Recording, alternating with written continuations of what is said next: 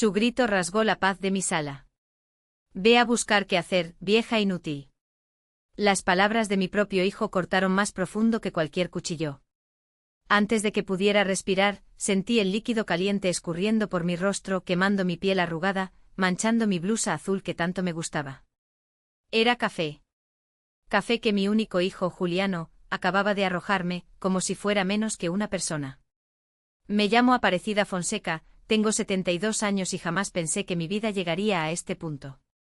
Aquí en Ribeirão Preto, en el interior de Sao Paulo, siempre fui conocida como la enfermera dedicada del hospital municipal, aquella que cuidaba de los demás con el mismo cariño que trataba a su propia familia.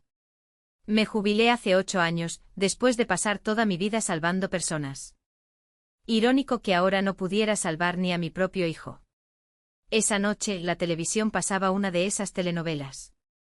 Estaba yo allí tranquilita en mi rincón, con mi té de manzanilla en la mesita. Cuando la puerta de enfrente se abrió con tanta fuerza que golpeó la pared, Juliano entró tambaleándose. El olor a alcohol invadió la sala antes de que él entrara. Sus ojos rojos, la camisa fuera del pantalón, el cabello despeinado. Mi corazón se apretó como siempre sucede cuando lo veo en ese estado. ¿Sabes ese dolor de madre que parece que te va a ahogar? Pues es ese mismo, hijo. Qué bueno que llegaste. Guardé un poco de cena para ti en el microondas, le dije, tratando de sonar natural, como si no hubiera pasado las últimas 3 horas mirando el reloj, preguntándome dónde estaría, con quién estaría bebiendo esta vez. La preocupación es una compañera constante de quien ama a un alcohólico. Ni siquiera me miró bien, pasó junto a mí hacia la cocina, tropezando con sus propios pies. Escuché ruidos de puertas de armario golpeando, un vaso rompiéndose. Cuando volvió, traía una taza humeante. Pensé que podría ser una buena señal. El café es lo que muchos toman para espantar la borrachera. Me equivoqué. ¿Qué tanto miras en esa televisión todo el día, eh? No hay nada mejor que hacer. Esta casa está un desastre, gritó, señalando la sala impecablemente limpia. La misma sala que había estado ordenando toda la tarde, a pesar de que mis articulaciones dolían por la artritis. Juliano, estás alterado. Hablemos mañana cuando... No pude terminar la frase. Fue cuando él explotó con esas horribles palabras. Ve a buscar qué hacer, vieja inútil. Y en un movimiento rápido arrojó el café caliente hacia mi rostro. Sentí el líquido hirviendo golpeando mi frente, escurriendo por mis mejillas, por mi barbilla, manchando mi blusa. El dolor físico fue inmediato, pero el dolor en el alma fue mucho peor. Durante algunos segundos quedé paralizada. El café goteando de mi cabello canoso, la telenovela continuando de fondo, como si nada hubiera sucedido. El pesado silencio que siguió cuando él se dio cuenta de lo que había hecho. Vi un destello de shock en sus ojos, rápidamente sustituido por la expresión embriagada de indiferencia. 72 años de vida pasaron como una película en mi cabeza en ese momento, sacrificios, las noches sin dormir en el hospital, cuidando de pacientes mientras mi propio hijo estaba en casa con fiebre, siendo cuidado por vecinos. Las horas extras para poder pagar una mejor escuela, los cumpleaños celebrados con retraso porque estaba de guardia, todo lo que hice por nuestra familia, especialmente después de quedarme sola para criarlo. Recordé a Juliano pequeño con sus ojos curiosos y su sonrisa fácil, al adolescente estudioso que soñaba con ser ingeniero, al joven adulto prometedor que se graduó de la universidad, el único momento en mi vida en que lloré de felicidad en público. Y luego la caída, el empleo perdido, el matrimonio fracasado, la bebida que se convirtió en refugio y luego en prisión. Algo cambió dentro de mí en ese instante.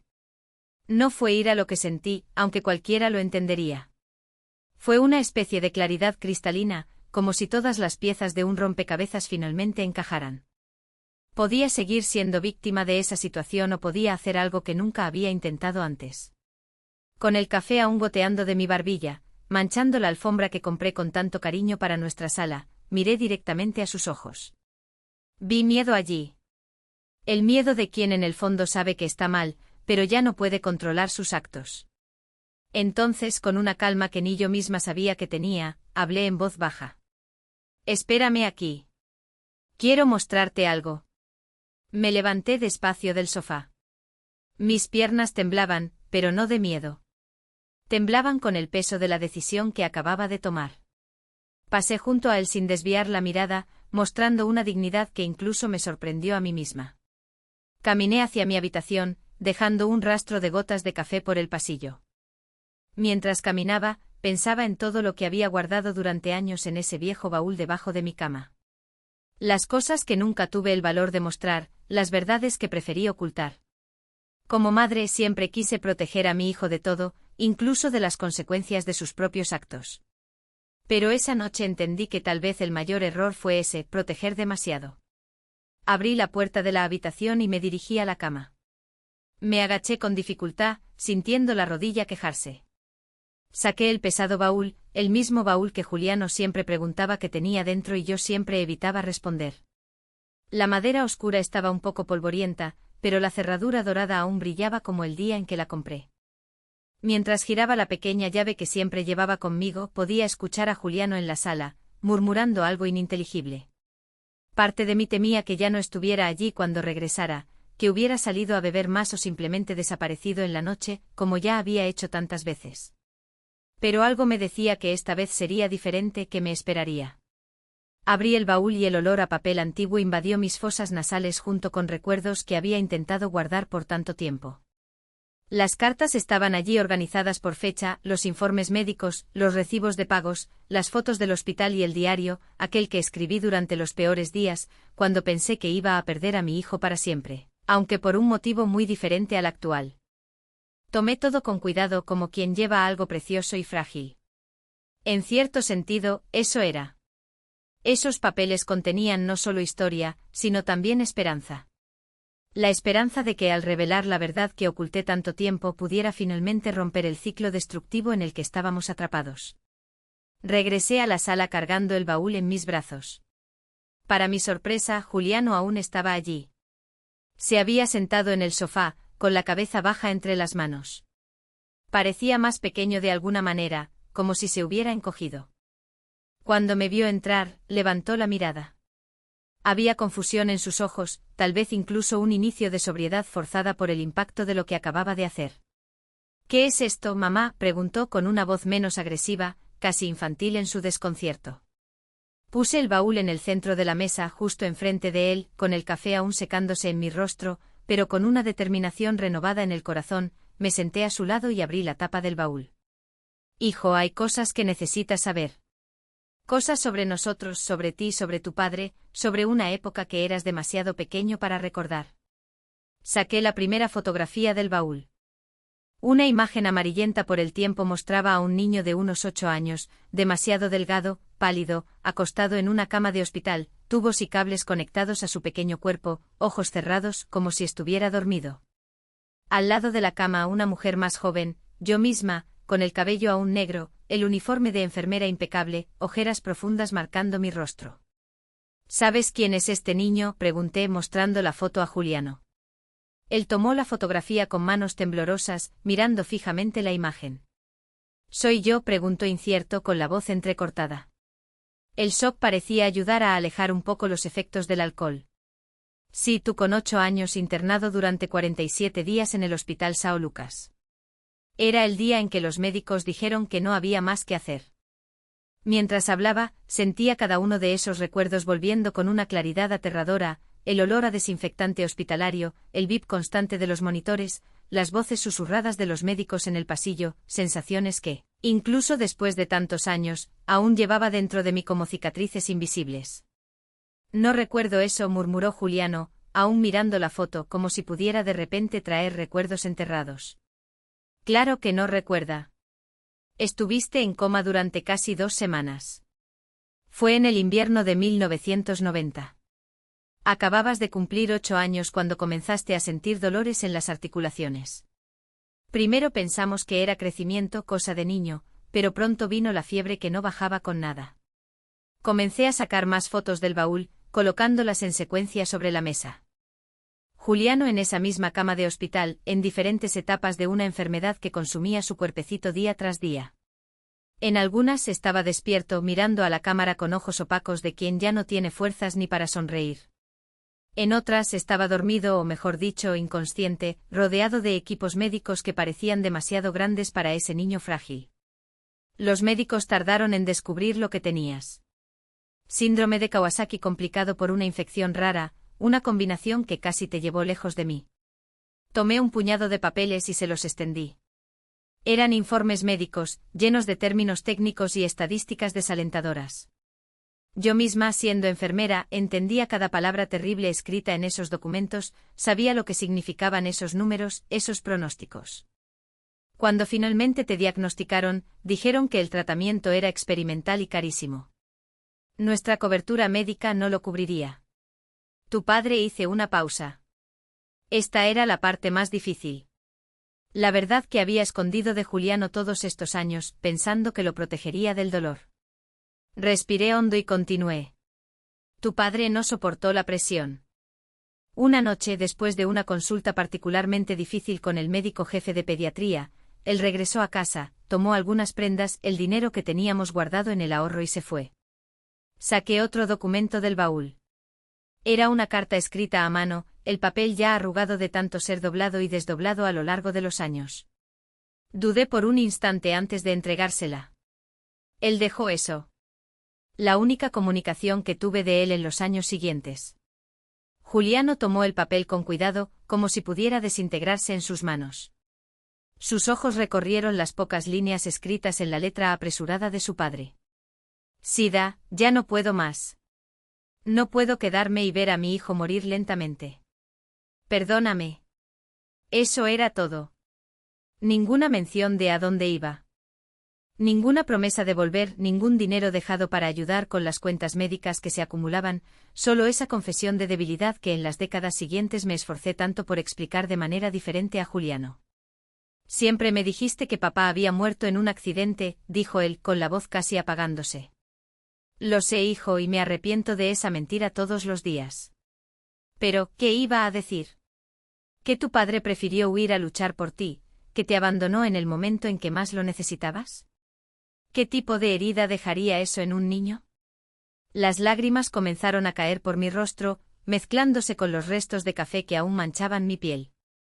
No eran lágrimas de autocompasión, sino de alivio. Cargar ese secreto tanto tiempo había sido un peso casi insoportable.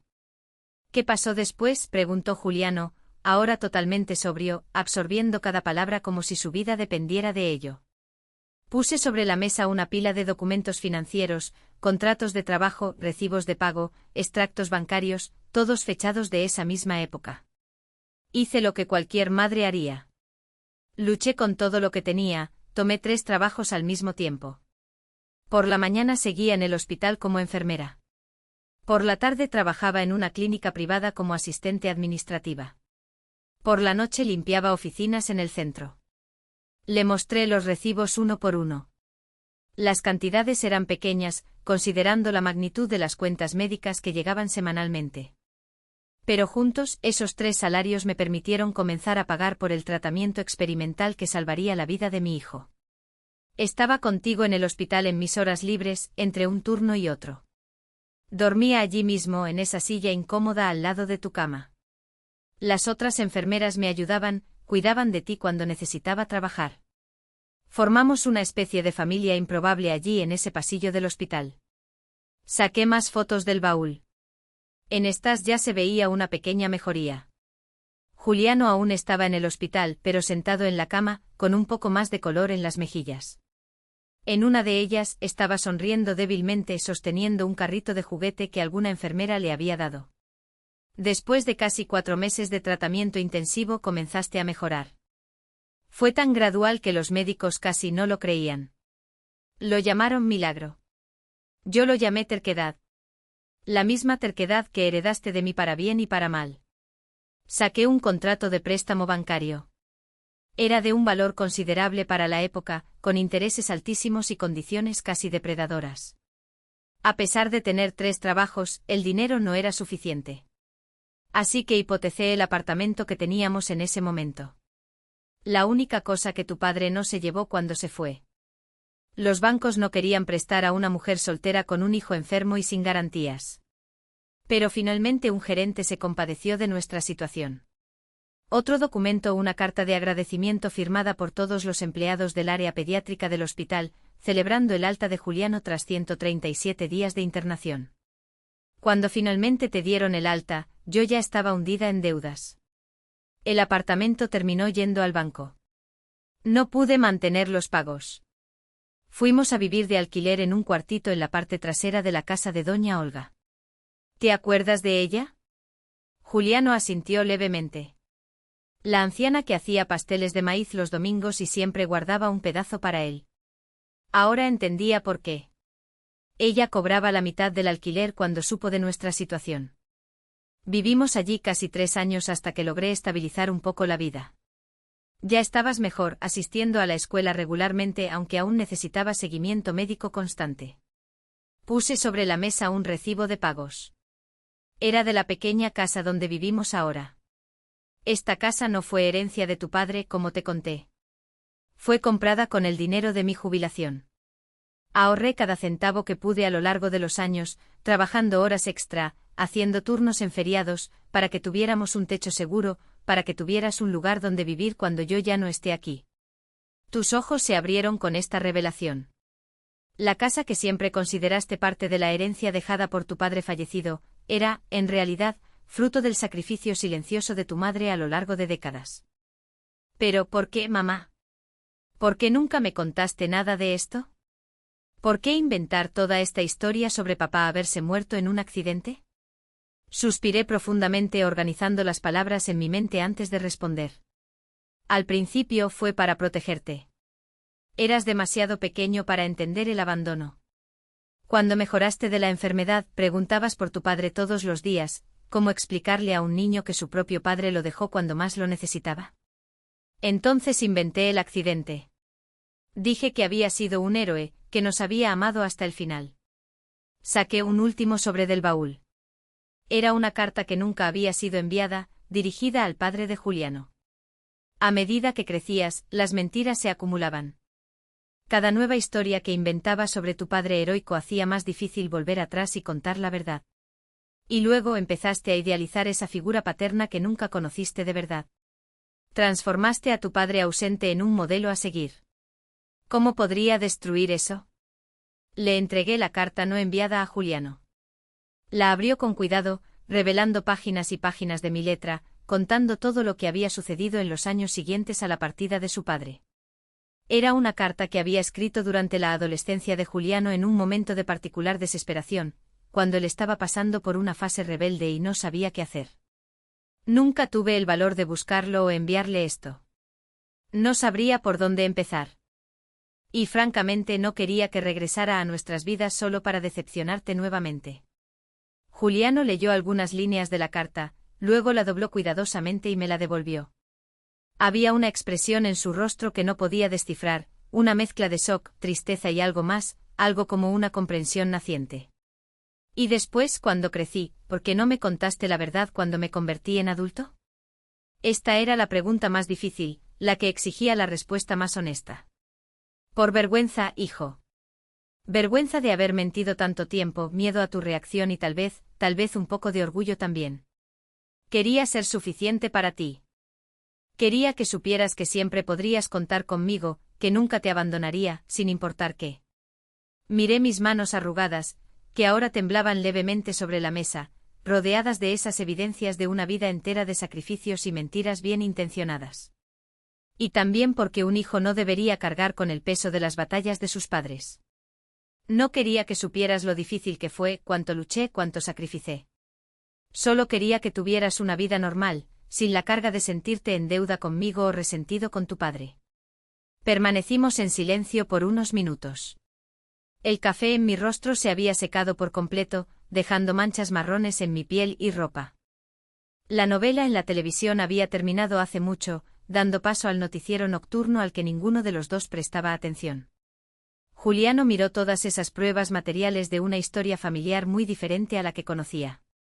Sus ojos recorrieron las fotos del niño enfermo que una vez fue, los documentos financieros que mostraban el sacrificio de su madre, la carta abandonada de su padre. ¿Por qué me muestras todo esto ahora?, preguntó finalmente, su voz baja y controlada, tan diferente de los gritos de minutos antes. Levanté la vista para encontrar la suya. En ese momento, ya no éramos solo madre e hijo. Éramos dos adultos enfrentando una verdad enterrada desde hace tiempo. Porque nunca es tarde para empezar de nuevo, Juliano. Porque el café que me tiraste hoy me hizo dar cuenta de que ya no puedo protegerte de la verdad, que tal vez, al intentar ahorrarte el dolor, contribuí a crear otro tipo de dolor. Extendí la mano y toqué suavemente la suya sobre la mesa.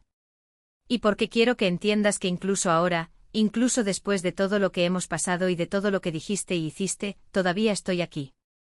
Aún soy tu madre. Aún no voy a rendirme contigo. Las palabras flotaron entre nosotros como algo vivo, casi palpable.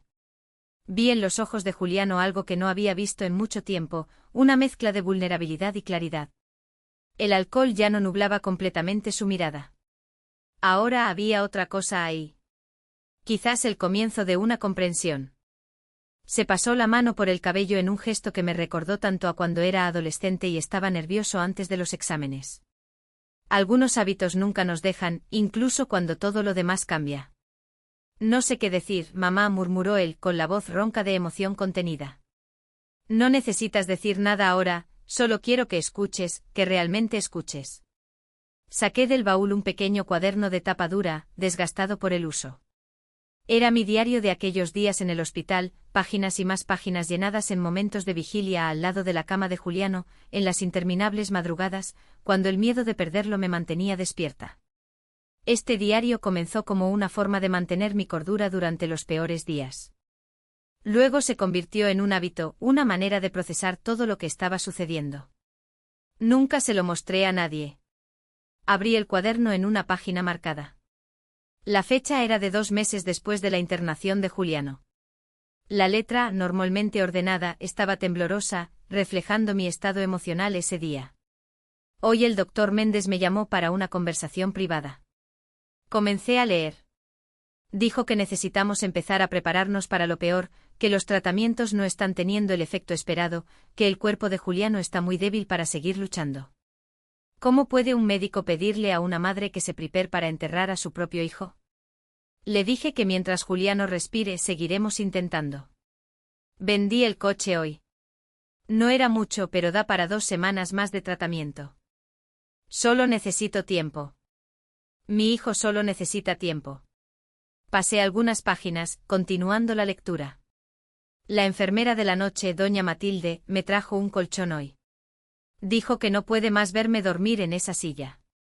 Es un pequeño gesto, pero casi lloro de gratitud. Es extraño cómo en los momentos más difíciles son los pequeños actos de bondad los que nos mantienen enteros. Juliano abrió los ojos por unos minutos hoy, apretó mi mano. El médico dice que es solo un reflejo, pero sé que mi hijo está luchando por volver a mí. Hablamos, aunque solo yo estuviera hablando. Le conté sobre el futuro, sobre los viajes que haríamos cuando se mejorara, sobre la nueva escuela donde estudiaría. Prometí que cuando todo esto acabe, nunca más dejaré que nada malo le suceda. Una promesa imposible. Lo sé. Pero en ese momento parecía lo único importante que decir. Juliano escuchaba en silencio, los ojos fijos en el diario, como si pudiera ver a través de las páginas las escenas que describía. Volví a otra entrada unos días después. Comenzó hoy mi tercer trabajo. Limpieza de oficinas de 8 a 2. La supervisora Celia preguntó si aguantaría la jornada viendo mi estado. Lo que ella no entiende es que no se trata de aguantar, se trata de hacer lo que hay que hacer.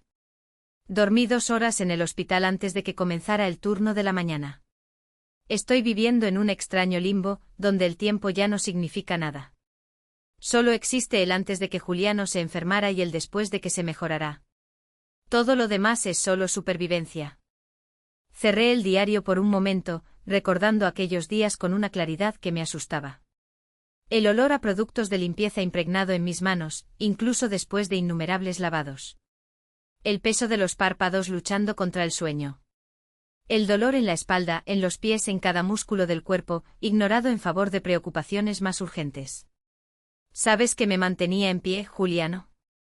No era solo el amor por ti. Aunque eso era el núcleo de todo, también era una especie de terquedad, una negativa absoluta a aceptar que la vida pudiera ser tan injusta como para quitarle un hijo a una madre. Saqué otro objeto del baúl. Un pequeño zapato infantil desgastado en las puntas con un cordón azul remendado. ¿Recuerdas este? Fue tu primer zapato de cuero. Estabas tan orgulloso cuando aprendiste a atarlo solo. Llevé ese zapato al hospital cuando fuiste internado. Lo mantenía escondido en mi bolso. En los peores momentos, cuando los médicos hablaban de mínimas posibilidades y preparativos para lo peor, apretaba ese zapato en mi mano hasta que los nudillos se ponían blancos. Era mi forma de aferrarme a la esperanza. Le entregué el pequeño zapato a Juliano, que lo tomó con cuidado como si sostuviera algo extremadamente frágil. Sus dedos recorrieron los rasguños en la punta, evidencias de un niño activo que un día corrió por ahí, inconsciente de la fragilidad de la vida. Pero lo más difícil no era el cansancio físico, los turnos interminables o incluso el miedo constante. Continué. Lo más difícil era la soledad. Porque cuando eres madre soltera de un niño gravemente enfermo, no hay con quien compartir la carga. No hay hombro para llorar por la noche. No hay manos para dividir las cuentas. No hay voz que diga que todo estará bien cuando tú misma ya no puedes creerlo. Saqué del baúl un pequeño paquete de papel de periódico. Desenvolví cuidadosamente el paquete, revelando un reloj de pulsera masculino antiguo, con la correa de cuero agrietada por el tiempo. Este era de tu padre, la única cosa que olvidó llevarse al irse. Pensé en venderlo tantas veces durante esos meses desesperados. Incluso lo llevé a una casa de empeño, pero en el último minuto no pude. No por sentimentalismo, sino porque pensé que un día podrías querer algo que perteneció a tu padre, aunque él no mereciera ese lugar en tu vida. Juliano tomó el reloj, examinándolo con una expresión indescifrable. El reloj estaba parado, las manecillas congeladas en 3:42. Quizás la hora exacta en que su padre decidió que no podía soportar más la situación y se fue. ¿Nunca supiste más de él?, preguntó Juliano. La voz casi un susurro.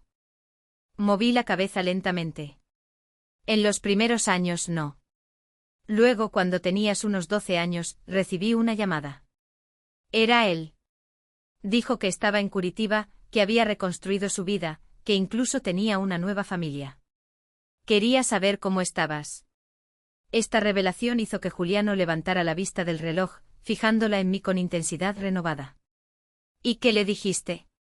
La verdad, que había sobrevivido a pesar del pronóstico de los médicos y a pesar de su abandono, que estabas creciendo fuerte y saludable, que eras un niño inteligente y amable. Hice una pausa, recordando aquella conversación que duró menos de 5 minutos, pero que quedó grabada en mi memoria como si hubiera sucedido ayer. Preguntó si podía verte. Dijo que estaba arrepentido, que pensaba en nosotros todos los días, que quería ser parte de tu vida nuevamente. Y tú dijiste, no, concluyó Juliano, no como una pregunta sino como una afirmación. Dije que la decisión sería tuya cuando tuvieras la edad suficiente para entender lo que pasó, que no impediría el contacto si eso era lo que querías. Pero también dejé claro que no mentiría más por él, que no continuaría con la historia del accidente heroico. Saqué otro sobre del baúl. Este había sido abierto, a diferencia de la carta no enviada que mostré antes. Dentro había una única foto y un cheque. Envió esto unas semanas después. Una foto de él con la nueva familia, esposa, 2 hijos pequeños, una casa bonita al fondo y un cheque que debía cubrir años de pensión alimenticia. No pagada. Mostré el cheque a Juliano. Una suma considerable, pero que no llegaba ni cerca de lo que se había gastado en tu tratamiento. Sin mencionar los años de ausencia, rasgué el cheque y devolví los pedazos junto con la foto. Escribí solo que el dinero no compra el tiempo perdido y que si realmente quería ser parte de tu vida, tendría que enfrentar las consecuencias de sus decisiones, incluyendo contarte la verdad.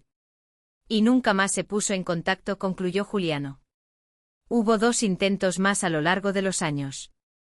Uno cuando estabas terminando la secundaria, otro cuando te graduaste de la universidad. De alguna manera, él seguía tus hitos desde lejos, pero nunca tuvo el valor de hacer lo que debía, mirar a los ojos del hijo que abandonó y pedir perdón sin excusas ni condiciones.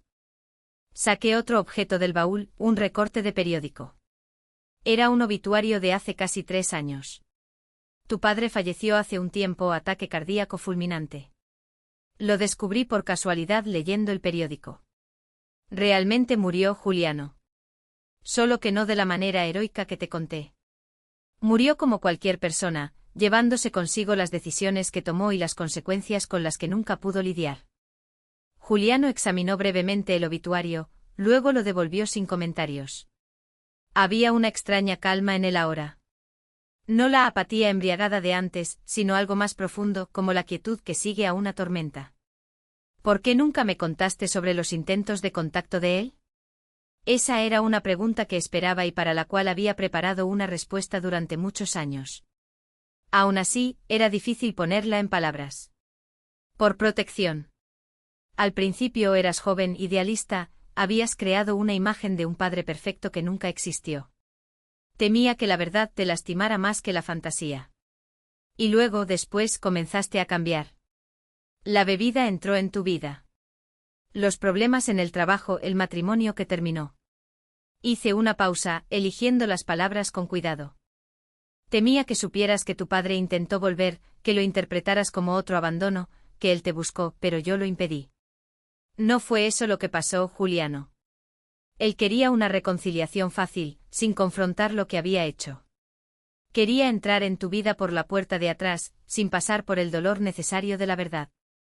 Saqué un último objeto del baúl, una pequeña caja de madera tallada. Iba a darte esto en tu cumpleaños número 30, pero luego vino la bebida, las peleas, la distancia entre nosotros. Nunca pareció ser el momento adecuado. Abrí la caja, revelando una cadenita dorada con un pequeño colgante en forma de pie. La compré con el primer dinero que logré ahorrar después de que saliste del hospital. Es un símbolo algo tonto tal vez, pero significa mucho para mí. Representa los primeros pasos que diste tras recuperarte. Pasos que los médicos dudaban que alguna vez darías de nuevo.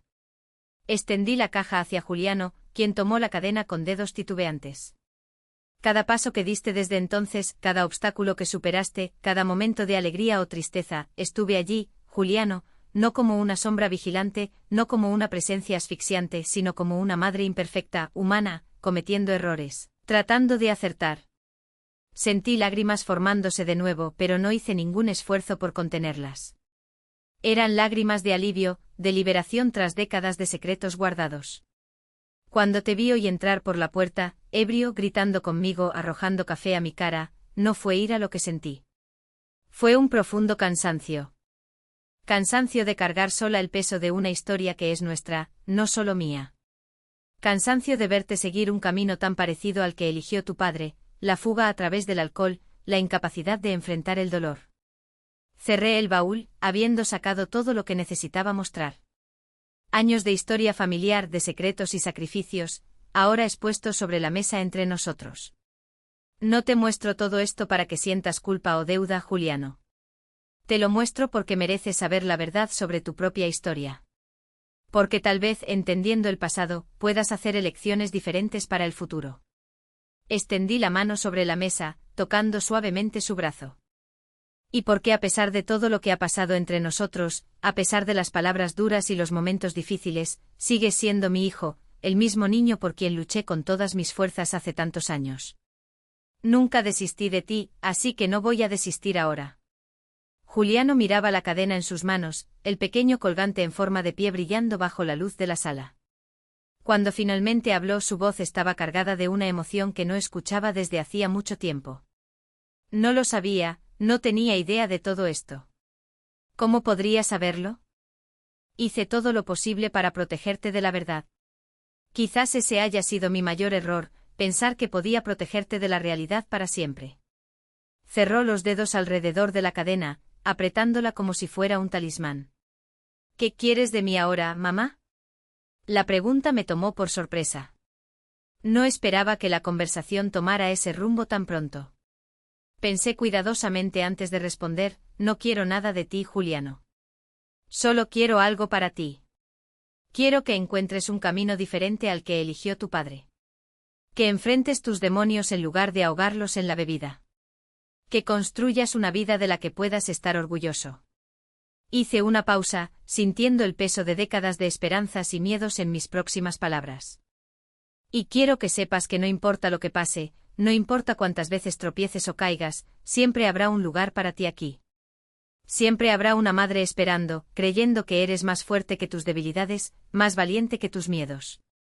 El silencio que siguió fue diferente a todos los silencios que ya habíamos compartido. No era pesado ni incómodo, sino lleno de posibilidades, como el primer momento de calma después de una tormenta, cuando finalmente se puede evaluar el daño y comenzar la reconstrucción. No sé si puedo cambiar, mamá.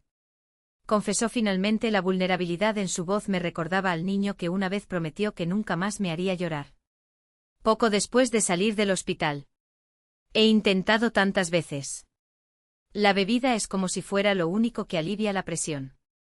¿Sabes esa sensación de que nunca seré lo suficientemente bueno, de que siempre estoy decepcionando a alguien? No necesitas hacerlo solo, respondí sintiendo un pequeño brote de esperanza crecer en mi pecho.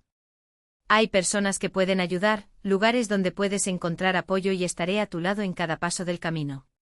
Asintió lentamente aún mirando la cadena en sus manos. Entonces, en un movimiento que me sorprendió, se la puso alrededor del cuello, el pequeño colgante en forma de pie descansando sobre su camisa arrugada. Mañana, dijo, las palabras saliendo como una promesa vacilante. Mañana buscaré ayuda. No sé cómo explicar lo que sentí en ese momento. Era como si un peso inmenso hubiera sido quitado de mis hombros, pero al mismo tiempo había un miedo silencioso. Cuántas promesas similares ya se habían hecho y roto. Cuántos mañanas se habían convertido en otro día de decepción. Pero había algo diferente esta vez. Un brillo en los ojos de Juliano, que no había visto en mucho tiempo. Una determinación frágil, sí, pero genuina. Voy a preparar un café para nosotros, dije, levantándome lentamente. Mis articulaciones se quejaron con el movimiento, recordándome mis 72 años que a veces intentaba olvidar. Un café de verdad, esta vez no el que estoy usando como mascarilla facial. Fue un intento simple de humor, pero funcionó. Una sonrisa vacilante apareció en el rostro de Juliano, la primera de la noche. Mientras caminaba hacia la cocina, sentí su mirada siguiéndome. Me di cuenta de que quizás por primera vez en años, realmente me estaba viendo. No como una figura de autoridad a ser desafiada, no como un obstáculo a su libertad, no como una anciana inútil, sino como una mujer que había atravesado fuego para mantenerlo vivo. En la cocina, mis manos temblaban levemente mientras preparaba la cafetera. Tantas emociones se acumulaban dentro de mí, como una represa a punto de romperse. Alivio, esperanza, pero también un profundo miedo a engañarme de nuevo. Las tazas tintinearon cuando las puse en la mesa. Respiré hondo, tratando de calmarme. Una batalla a la vez aparecida. Una batalla a la vez. Cuando volví a la sala con 2 tazas humeantes, encontré a Juliano organizando los documentos que habíamos esparcido por la mesa. Tenía un cuidado casi reverente al manejar las fotos antiguas, los papeles amarillentos, como si recién ahora comprendiera el verdadero valor de esas reliquias familiares. Gracias, dijo él, aceptando la taza que le ofrecí. Un agradecimiento simple, solo 2 sílabas, pero cargadas de un significado que iba mucho más allá del café. Me senté de nuevo observándolo por encima de mi taza. El café caliente calentó mis manos arrugadas, trayendo una sensación reconfortante. Era extraño cómo algo tan simple podía representar tanto. El mismo líquido que había sido usado como arma contra mí minutos antes, ahora servía como un pequeño ritual de paz entre nosotros. He estado pensando, comenzó Juliano con una voz más clara que antes, sobre todas las veces que te culpé por mis fracasos. Me quedé en silencio, dándole el espacio para continuar. Algunas verdades necesitan encontrar su propio camino hacia afuera. Era más fácil, sabes, culparte por el fin de mi matrimonio, por los trabajos perdidos, por los amigos que se alejaron. Más fácil que admitir que eran mis elecciones las que estaban destruyendo todo. Pasó la mano por el colgante en forma de pie que ahora llevaba, como si el pequeño objeto le diera fuerza para continuar. Después de que Ana me dejó, algo se rompió dentro de mí. ¿Recuerdas cómo era? Siempre sonriendo, siempre hablando sobre los hijos que tendríamos. Y entonces un día simplemente dijo que no podía más, que no podía seguir casada con alguien que se negaba a enfrentar sus propios demonios. Ana, mi exnuera a quien amé como a la hija que nunca tuve, una joven profesora de literatura que entró en la vida de Juliano como un huracán de optimismo y salió 4 años después, destruida por las constantes promesas rotas y las noches de espera angustiante mientras él bebía con los amigos. Ella tenía razón al irse. Seguí sorprendiendo a ambos con mi franqueza. Ana te amaba profundamente, Juliano, pero el amor no puede ser una prisión, ni para quien ama, ni para quien es amado. Él asintió lentamente, aceptando la verdad que durante tanto tiempo se había negado a enfrentar. Cuando ella salió por la puerta ese día, llevando solo 2 maletas y dejando atrás 4 años de vida compartida, supe que había tocado fondo, pero en lugar de usar eso como impulso para subir, seguí cavando. Tomó un largo sorbo de café, como si necesitara fuerzas para lo que vendría a continuación. Nunca preguntaste por qué fui despedido de la constructora. No era una pregunta, pero respondí de todos modos. Dije que hubo recortes en la empresa, que el sector estaba en crisis. Una sonrisa amarga cruzó su rostro. Otra mentira más para añadir a nuestra colección familiar. La verdad es que aparecí borracho en una reunión importante con clientes. Hice comentarios inapropiados. Derribé la maqueta que había tardado semanas en construirse. Marcelo, mi jefe, intentó protegerme. Dijo a los demás que estaba enfermo, que había tomado medicación fuerte. Pero luego, a solas, me dio un ultimátum. O buscaba tratamiento para el alcoholismo o estaba fuera. Cerré los ojos por un momento, imaginando la escena. Mi hijo, el brillante ingeniero que se graduó con honores, humillándose ante colegas y clientes. Prometí que buscaría ayuda. Fui a 2 reuniones de Alcohólicos Anónimos. Pero entonces un viernes, los colegas me invitaron a un happy hour y, bueno, ya conoces el final de la historia. Me despidieron el lunes siguiente. Juliano colocó la taza sobre la mesa con cuidado para no hacer ruido. Un pequeño gesto de consideración que no pasó desapercibido. Lo peor no fue perder el empleo, fue ver la decepción en los ojos de Marcelo. Él había apostado por mí desde la pasantía. Me había promovido 2 veces en 3 años. Dijo que veía en mí al ingeniero que él mismo soñó ser de joven. Tragó en seco, sintiendo su dolor como si fuera el mío. No era la primera vez que Juliano decepcionaba a alguien que creía en él, y me preguntaba en silencio cuántas veces tendría que suceder hasta que finalmente comprendiera el patrón destructivo en el que se había enredado. Después de eso vinieron los trabajos temporales. Nunca duraban más de unos meses. Siempre había algún problema, algún malentendido, alguna excusa. Pero en el fondo sabía cuál era la verdadera razón. El alcohol. Hablé suavemente, no como una acusación, sino como una constatación de un hecho que ambos conocíamos. El alcohol, confirmó él, mi fiel compañera, la única que nunca me abandonó. Irónico, ¿no? Al menos eso pensaba. Pero la verdad es que me fue robando todo poco a poco, el matrimonio, el empleo, los amigos, la dignidad. Y lo permití, no solo lo permití, sino que abrí la puerta y la invité a destruir mi vida. El silencio que siguió tenía una calidad diferente. No estaba cargado de tensión o resentimiento, sino de una extraña serenidad. Como si al nombrar al enemigo, Juliano ya hubiera dado el primer paso para enfrentarlo. ¿Sabes qué es lo más difícil de admitir?, continuó él, mirando sus propias manos. Que en el fondo siempre supe que había algo mal en la historia de mi padre. Pequeñas inconsistencias que dejabas escapar cuando estabas cansada o distraída. La falta de fotos de él en casa, la reticencia a hablar sobre cómo se conocieron, cómo era antes del accidente. Eso me sorprendió. Pasé tantos años vigilando cada palabra, construyendo la mentira tan cuidadosamente que nunca imaginé que él pudiera haber sospechado. ¿Por qué nunca preguntaste entonces? Sus ojos encontraron los míos, transmitiendo una comprensión que me desarmó por completo, porque era más cómodo vivir con la mentira, porque la verdad exigiría que enfrentara no solo quién fue realmente mi padre, sino quién me estaba convirtiendo. La sinceridad de esa confesión reverberó entre nosotros como el eco en un valle profundo. Era una verdad tan cristalina, tan despojada de subterfugios que casi dolía escucharla. Cuando empecé a beber no fue por casualidad, madre, fue una elección consciente, una forma de anestesiar sentimientos que no sabía cómo procesar, la constante sensación de inadecuación, de nunca ser suficiente, el miedo a fallar, a decepcionar. Se levantó de repente, moviéndose hacia la ventana. Afuera, la noche de Ribeirão Preto seguía su curso, indiferente al drama que se desarrollaba dentro de nuestra pequeña sala. Las luces de otros apartamentos brillaban a lo lejos, cada una conteniendo sus propias historias, sus propias luchas invisibles para el mundo exterior.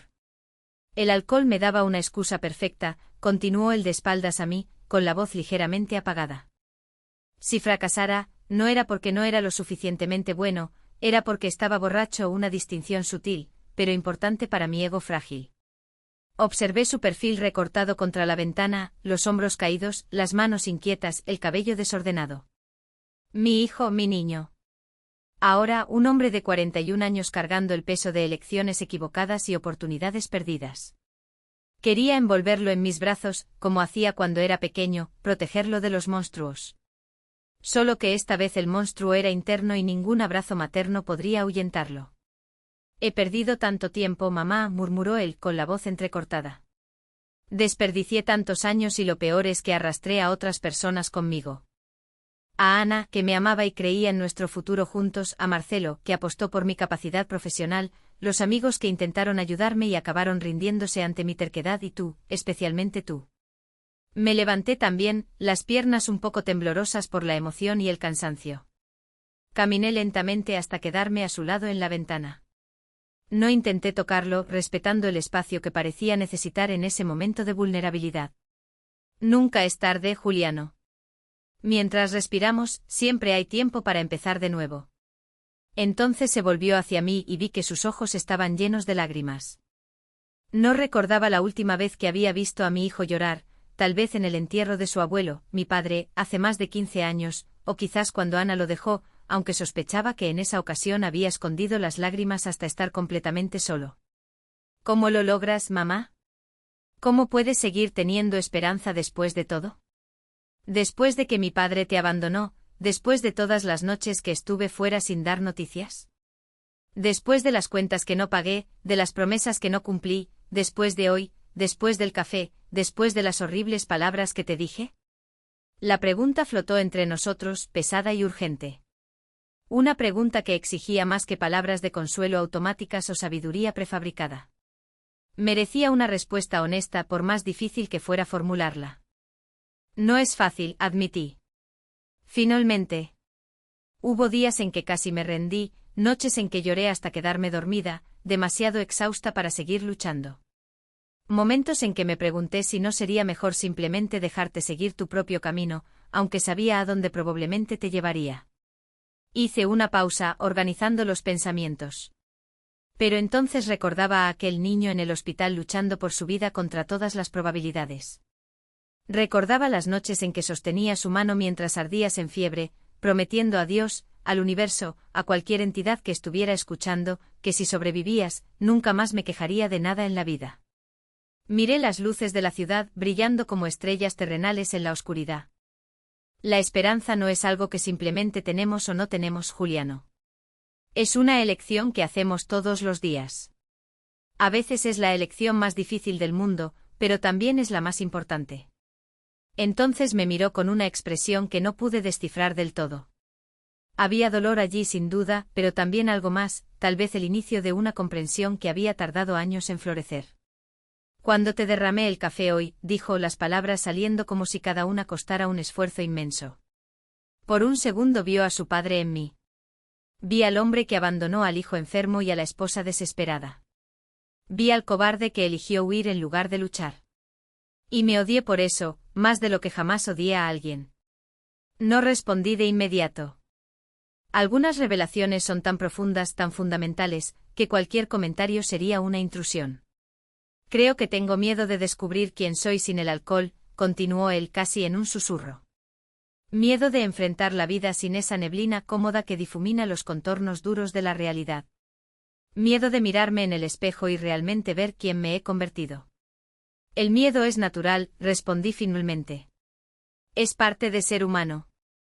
¿Pero sabes qué más es parte de esto? La valentía. No la ausencia de miedo, sino la decisión de seguir adelante a pesar de él. Regresamos a la mesa, como si la conversación junto a la ventana hubiera sido un interludio necesario. El café en las tazas ya se había enfriado, pero ninguno de nosotros se preocupó. Había algo mucho más importante sucediendo allí que una bebida caliente. ¿Cómo empiezo a arreglar todo esto, mamá? ¿Por dónde empiezo a reconstruir una vida que parece estar en ruinas completas? La pregunta llegó cargada no de desesperación, sino de un genuino deseo de encontrar un camino. Y fue eso más que cualquier promesa o declaración, lo que encendió en mí una llama de esperanza real. Un paso a la vez, hijo. Un día a la vez. Como aprendí cuando estabas en el hospital. No podemos resolver todo de una vez. Solo podemos enfrentar lo que está delante de nosotros hoy y confiar en que mañana tendremos la fuerza para el próximo desafío. Él asintió lentamente, absorbiendo las palabras. Luego, con un movimiento deliberado, sacó el celular del bolsillo. Sus dedos se detuvieron sobre la pantalla por un momento, dudosos. Después, con una determinación renovada, comenzó a teclear. ¿Qué estás haciendo?, pregunté curiosa, buscando el número de la clínica de rehabilitación que Marcelo me recomendó antes de despedirme. Dijo que un primo suyo se trató allí y logró mantenerse sobrio. Un nudo se formó en mi garganta. Una llamada no significaba recuperación. Lo sabía. El camino sería largo y difícil, con posibles recaídas y decepciones. Pero era un comienzo, un primer paso valiente hacia una vida diferente. Lo encontré, dijo él, mostrando la pantalla del celular donde se leía. Centro de Recuperación Nueva Vida. Voy a llamar mañana temprano. ¿Por qué no ahora?, pregunté amablemente, temerosa de que mañana trajera racionalizaciones y excusas. Pareció considerar la sugerencia por un momento. Entonces, sorprendiéndome una vez más esa noche de revelaciones, presionó el botón de llamada y llevó el teléfono a su oído. Hola, buenas noches, dijo cuando alguien respondió al otro lado. Mi nombre es Juliano Fonseca. Necesito ayuda. Esas palabras, tan simples y al mismo tiempo tan profundas, marcaron el inicio de una jornada que transformaría nuestras vidas para siempre. Observé a mi hijo en ese momento crucial, sosteniendo el teléfono con fuerza, como si fuera una tabla de salvación en medio de un naufragio. Su voz tembló ligeramente mientras explicaba su situación a la persona del otro lado de la línea, pero no falló. La llamada duró unos 15 minutos. Juliano escuchó más de lo que habló, tomando notas en un papel que encontró sobre la mesa. Desde donde estaba podía ver su expresión cambiando gradualmente, de la nerviosidad inicial al alivio y, finalmente, a algo que se parecía mucho a la determinación. Gracias. Estaré allí a las 9, dijo finalmente antes de colgar. Puso el teléfono sobre la mesa y respiró hondo, como si acabara de correr una maratón. De cierta manera, tal vez había dado el primer paso de una larga carrera hacia la sobriedad. Conseguí una cita para la evaluación inicial mañana a las 9 de la mañana, explicó, mirando las notas que había tomado. La chica que me atendió, Raquel, dijo que después de esta evaluación determinarán cuál es el mejor programa para mí.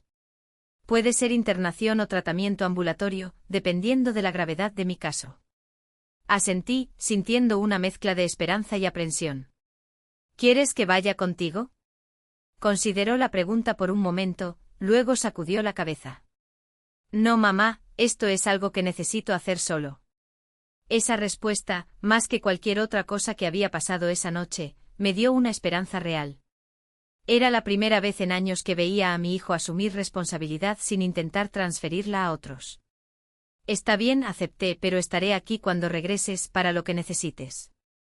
Asintió y entonces, sin previo aviso, se acercó a mí y me abrazó. Un abrazo torpe al principio, como si hubiera olvidado cómo se hacía, pero que pronto se transformó en algo profundo y significativo. Sentí las lágrimas volver a mis ojos mientras correspondía al abrazo, sosteniendo a mi hijo como no lo hacía desde que era un adolescente. Perdóname por el café, susurró con la voz entrecortada. Perdóname por todo. Lo sé, respondí simplemente, porque a veces el perdón no necesita ser declarado en palabras elaboradas. A veces está en el abrazo, en la aceptación silenciosa, en la disposición de seguir adelante juntos. Cuando nos separamos había una ligereza en el aire que no existía antes, como si esa noche, que había comenzado de forma tan terrible, estuviera terminando con la promesa de algo mejor en el horizonte. Creo que debería intentar dormir un poco, sugirió Juliano, mirando el reloj en la pared que marcaba casi las 2 de la mañana. Mañana será un día importante.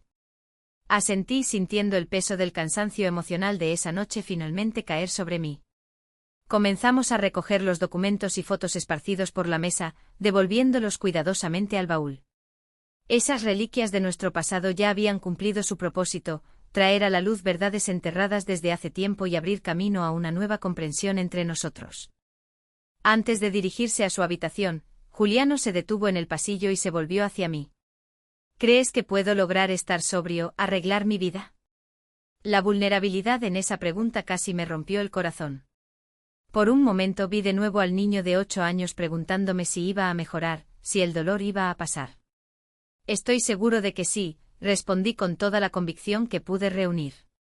Eres más fuerte de lo que piensas, Juliano. Siempre lo has sido. Asintió levemente y murmuró, buenas noches antes de desaparecer por el pasillo hacia su habitación. Me quedé sola en la sala, rodeada por el silencio que ahora parecía cargado de posibilidades en lugar de arrepentimientos. Dormí poco esa noche. Mi mente estaba demasiado agitada, reviviendo los acontecimientos de la noche anticipando lo que vendría por la mañana. Cuando finalmente me dormí fue un sueño ligero e interrumpido por sueños, en los que Juliano era nuevamente ese niño en el hospital, luchando por su vida. Solo que esta vez la lucha era diferente, no contra una enfermedad física, sino contra los demonios invisibles que lo atormentaban desde hacía tanto tiempo. Desperté antes del amanecer, los primeros rayos de sol apenas comenzando a penetrar por las rendijas de la cortina. Mi cuerpo dolía, protestando contra la noche mal dormida y el estrés emocional del día anterior. El café en mi rostro y ropa se había secado por completo, dejando manchas oscuras que servirían como un recuerdo físico de aquella noche transformadora. Tomé una ducha larga, dejando que el agua caliente se llevara los últimos vestigios del café y la tensión acumulada. Cuando salí, aún envuelta en la toalla, escuché movimientos en la cocina. Para mi sorpresa, Juliano ya estaba de pie, vestido con ropa limpia y preparando el desayuno. Buenos días, dijo él al verme parada en la puerta de la cocina. Preparé café y unas tostadas. No es mucho, pero es perfecto. Respondí genuinamente conmovida por el gesto simple. Nos sentamos juntos a la pequeña mesa de la cocina, tomando café en un silencio que por primera vez en mucho tiempo, no era incómodo. Era como si ambos nos estuviéramos ajustando a esta nueva dinámica entre nosotros, probando cuidadosamente las aguas de una relación que había sido redefinida la noche anterior. Estoy nervioso, admitió Juliano finalmente rompiendo el silencio. Parte de mí quiere tomar un trago de algo fuerte solo para calmarme, ¿sabes? Es un reflejo automático. Aprecié su honestidad. Era una buena señal que pudiera hablar abiertamente sobre sus impulsos en lugar de esconderlos o, peor aún, ceder a ellos sin cuestionar. Es normal sentir esto, respondí. La recuperación no es un camino recto. Habrá días difíciles, momentos en que la tentación parecerá irresistible. Lo importante es recordar por qué lo estás haciendo y buscar ayuda cuando la necesites. Él asintió absorbiendo mis palabras mientras terminaba su tostada. Mirándolo ahora a la luz clara de la mañana, noté pequeños detalles que habían escapado a mi atención la noche anterior. Los primeros cabellos grises en las sienes, líneas de expresión alrededor de los ojos, marcas de una vida que no había sido amable con él, pero que también reflejaban las elecciones que había tomado. A las 8:30, Juliano estaba listo para salir. Se había afeitado y peinado, vistiendo una camisa limpia y pantalones de vestir, un intento de parecer presentable para su primera consulta en el centro de recuperación. El colgante en forma de pie aún estaba en su cuello, visible sobre el cuello de la camisa. Me voy, anunció, tomando las llaves y la billetera. Dudó por un momento antes de añadir, gracias por no rendirte nunca conmigo. Respondí simplemente. Y en esa única palabra estaba contenida toda una vida de promesas cumplidas. Lo vi por la ventana mientras caminaba hacia la parada de autobús en la esquina.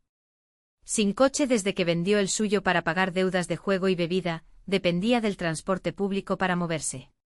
Observé su figura alejarse, los hombros rectos, el paso decidido, diferente del hombre tambaleante que había entrado por la puerta la noche anterior.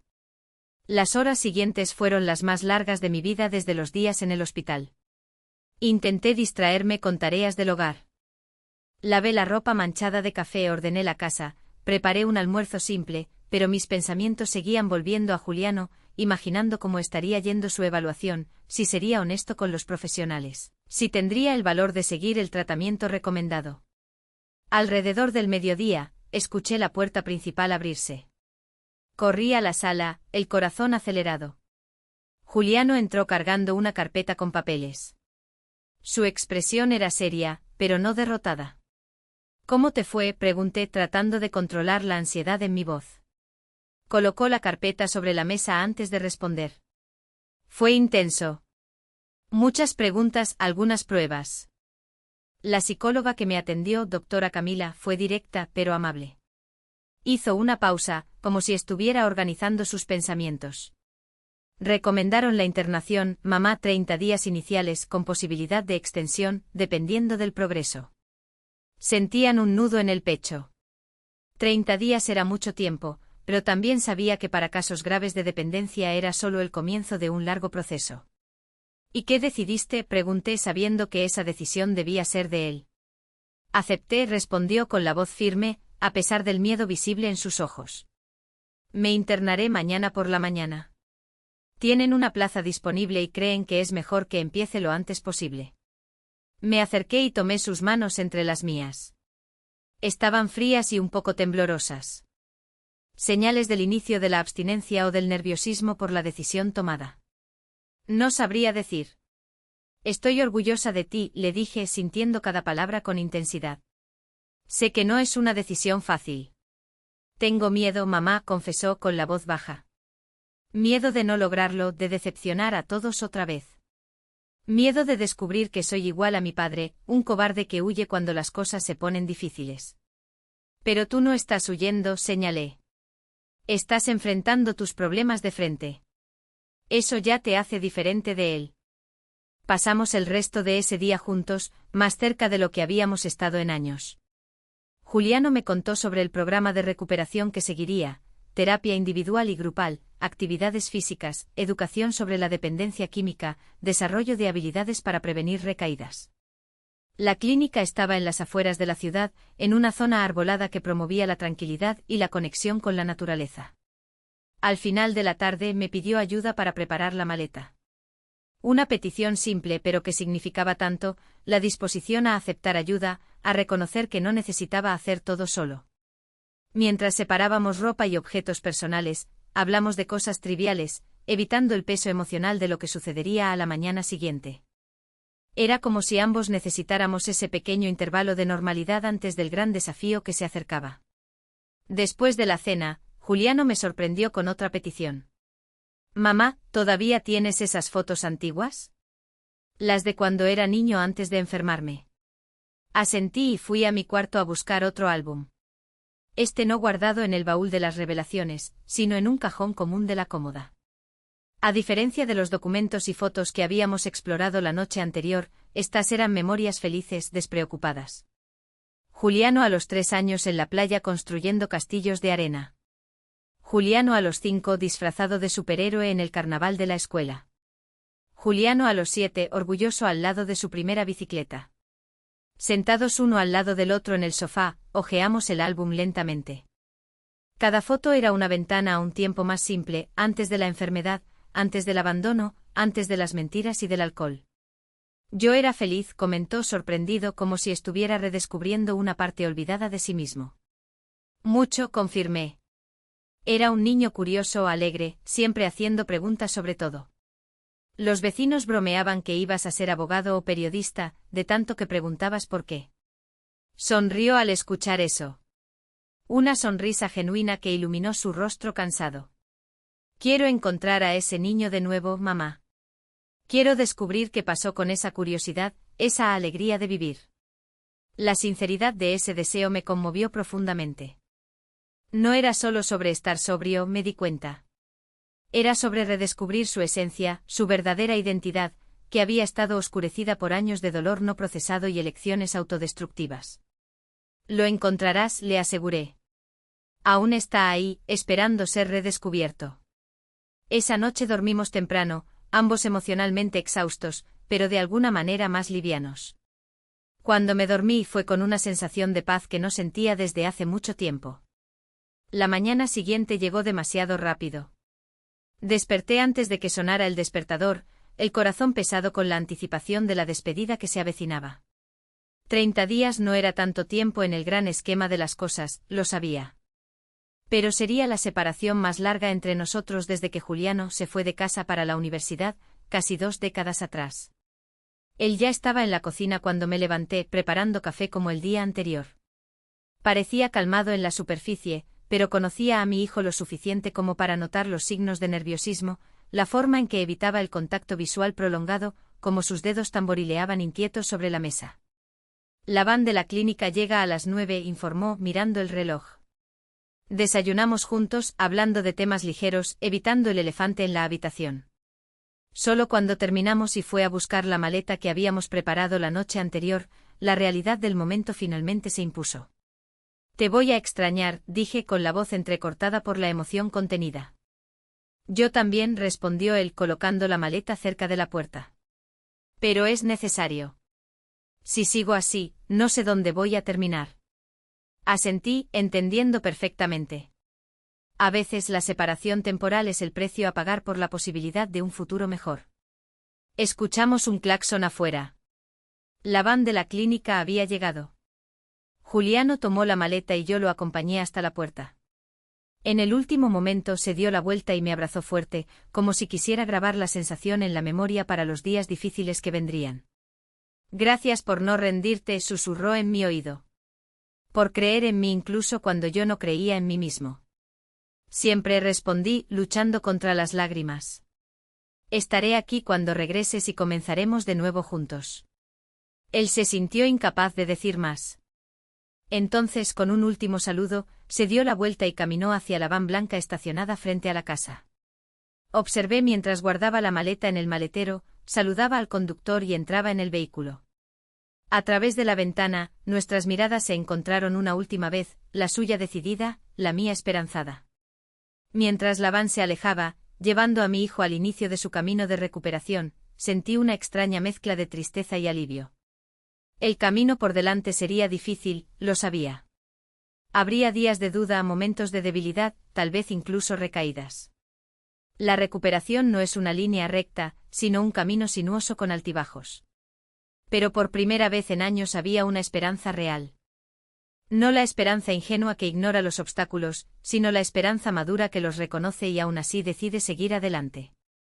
Regresé a casa, a la sala que había sido testigo de tanto dolor y finalmente, de un nuevo comienzo.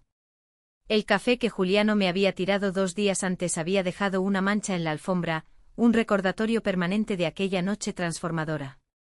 Decidí no intentar quitarla. Algunas marcas merecen ser preservadas como testimonio del camino recorrido. Me senté en el sofá, sintiendo el silencio de la casa vacía, pero esta vez no era un silencio de abandono o soledad. Era el silencio que precede un nuevo capítulo lleno de posibilidades aún no escritas. Han pasado 6 meses desde aquella noche en que Juliano me arrojó el café y gritó esas horribles palabras. 6 meses desde que abrí el baúl de los secretos y compartí con mi hijo la verdad que guardé tanto tiempo. 6 meses desde que él subió a aquella furgoneta blanca, llevándose una maleta pequeña y un inmenso peso de vicios y heridas que debían quedar atrás. Hoy, sentada en la misma sala donde todo sucedió, miro la mancha en la alfombra que nunca intenté quitar. Ahora es más clara, casi imperceptible para quien no conoce su historia, pero para mí es un recordatorio diario del poder de la verdad, del perdón y de la posibilidad de un nuevo comienzo, incluso cuando todo parece perdido.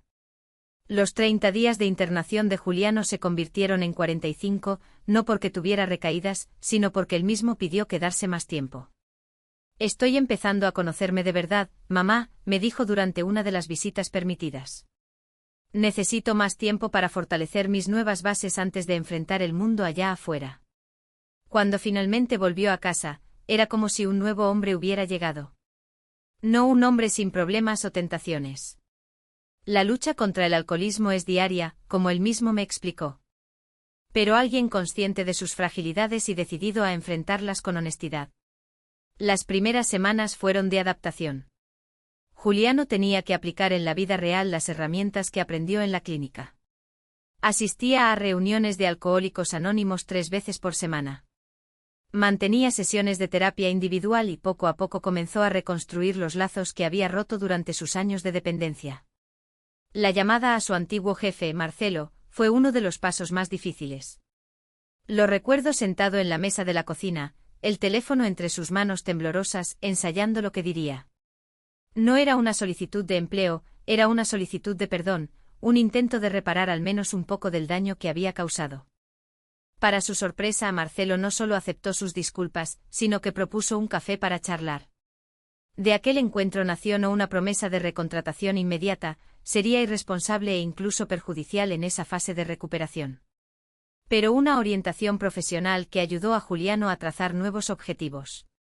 2 meses después de volver de la clínica, consiguió un empleo como asistente en una pequeña oficina de arquitectura. El salario era mucho menor que lo que ganaba antes y las responsabilidades también, pero era un comienzo, una oportunidad de demostrar primero a sí mismo y luego a los demás que podía ser confiable nuevamente. Una de las partes más hermosas de este viaje fue observar a Juliano redescubrir placeres simples que el alcohol le había robado. El sabor de un desayuno sin la náusea de la resaca, la alegría de despertar con la mente clara. Recordando todo lo que sucedió la noche anterior. La satisfacción de juntar pequeños ahorros al final del mes, en lugar de ver todo el dinero esfumarse en botellas de bebida. Claro que no todo fueron flores. Hubo días difíciles, momentos de intensa tentación, ocasiones en que el deseo de beber lo dejaba irritado y distante. En las peores noches se sentaba en la sala, con las manos apretadas en puños, respirando hondo a través de la ansiedad de beber. En esos momentos, yo simplemente me quedaba a su lado en silencio, ofreciendo mi presencia como ancla. Otro paso importante fue cuando él reunió valor para llamar a Ana, su exesposa, no para intentar reanudar la relación. Ambos sabían que ese puente ya estaba quemado, sino para disculparse por el sufrimiento que había causado. La llamada duró solo unos minutos y no me contó los detalles, pero la expresión de paz en su rostro después de eso me dijo que algo importante se había resuelto dentro de él. En cuanto a mí, también pasé por mi propia travesía en estos 6 meses. Después de décadas siendo solo la madre de Juliano, dedicando cada pensamiento y energía a su supervivencia y bienestar, comencé a redescubrir quién es Aparecida Fonseca más allá de ese papel. Volví a asistir al grupo de bordado de la iglesia, retomé viejas amistades que había descuidado e incluso me inscribí en un curso de informática para la tercera edad en el centro comunitario. Ayer Juliano cumplió 6 meses de sobriedad. No hicimos una gran celebración. Dijo que prefiere reservar las celebraciones para hitos más significativos como un año. Pero cenamos juntos, una comida sencilla que preparamos lado a lado en la cocina, hablando de cosas triviales e importantes como madre e hijo, como 2 adultos que finalmente aprendieron a ser honestos el uno con el otro. Durante la cena, me entregó un pequeño paquete envuelto en papel azul. Dentro había una réplica en miniatura de aquel zapato infantil que guardé durante tantos años, el mismo que le mostré aquella fatídica noche. Solo que este era de plata, transformado en un delicado colgante que combinaba con lo que él aún llevaba en el cuello.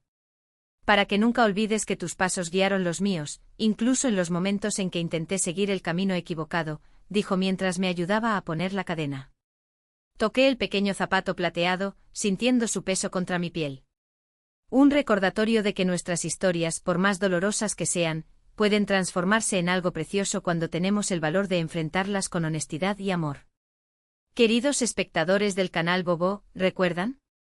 Si esta historia tocó su corazón de alguna manera, les pido que dejen su comentario abajo. Quiero saber si han pasado por situaciones similares, ya sea como madre, padre, hijo o hija. ¿Cómo enfrentaron momentos en los que parecía no haber salida? ¿Dónde encontraron la fuerza para no rendirse con aquellos que aman, incluso en las circunstancias más difíciles? Sus comentarios no son solo palabras para mí, son conexiones, puentes entre mi experiencia y la suya. Son recordatorios de que ninguno de nosotros está solo en las luchas que enfrentamos a diario. Si esta historia les hizo reflexionar, si trajo lágrimas a sus ojos o una sonrisa de esperanza, por favor, muestren su apoyo dejando un me gusta en el vídeo. Ese pequeño gesto significa mucho para nuestro equipo y nos ayuda a alcanzar a más personas que puedan necesitar escuchar exactamente este mensaje hoy. Y si aún no están suscritos al canal, este es el momento perfecto para unirse a nuestra familia. Hagan clic en el botón de suscripción y activen la campanita para recibir notificaciones cada vez que publiquemos una nueva historia. Tenemos muchas experiencias de vida para compartir. Algunas tristes, otras inspiradoras, todas profundamente humanas y verdaderas. Recuerden también revisar nuestros otros vídeos. Cada historia en el canal lleva una lección, un pedacito de sabiduría conquistada a través de experiencias reales, de corazones que sangraron, sanaron y continuaron latiendo. También quiero hacer una solicitud especial hoy. Como saben, mantener un canal como este requiere mucha dedicación y algunos recursos. Si nuestras historias han hecho una diferencia en tu vida, si te han brindado consuelo, reflexión o simplemente un momento de conexión humana en medio de la rutina diaria, considera ayudarnos a través de la función Valeu Demais. Es una forma de donación que nos permite seguir trayendo contenido de calidad cada día. Tu apoyo, ya sea a través de un comentario cariñoso, un me gusta, una suscripción o una contribución en Valeu Demais, es lo que mantiene vivo este espacio de compartir historias reales. Es lo que me permite a mis 72 años, seguir compartiendo no solo mis experiencias, sino las lecciones que he aprendido a lo largo de toda una vida. Como siempre digo al final de cada vídeo, la vida no siempre nos da lo que queremos, pero a menudo nos enseña lo que necesitamos. Y parte de ese aprendizaje viene de compartir nuestras historias, de transformar nuestro dolor en puentes que conectan corazones. Hasta nuestro próximo encuentro aquí en el canal. Gracias por escucharme, por acogerme y por ser parte de este viaje conmigo. Esta anciana está ansiosa por leer tus comentarios y responder a cada uno con el mismo cariño con que ustedes han recibido mis historias. Agradezco de corazón por cada minuto que dedicaron a escuchar mi historia hoy. Cada visualización, cada comentario, cada suscripción es un abrazo virtual que recibo con inmenso cariño. Hasta la próxima, mis queridos. M.